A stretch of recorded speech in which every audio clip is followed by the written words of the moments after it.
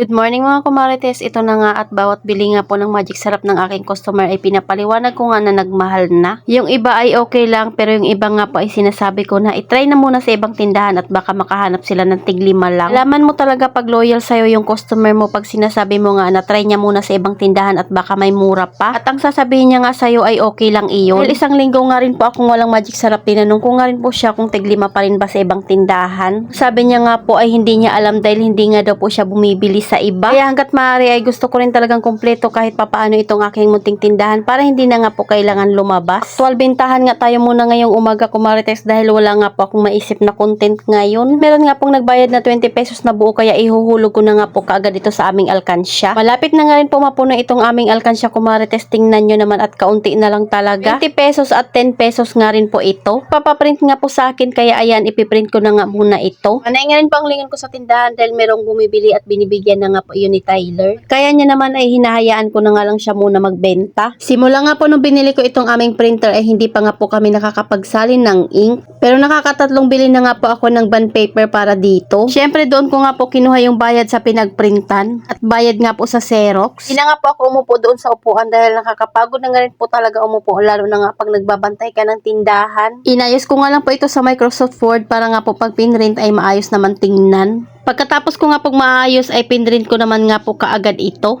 Ininom ko na nga rin po yung kape dahil talaga namang malamig na nga po itong kape ko ay hindi ko pa naiinom.